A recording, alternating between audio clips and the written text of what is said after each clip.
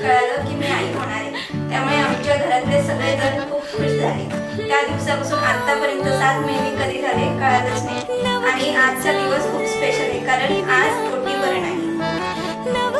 आहे।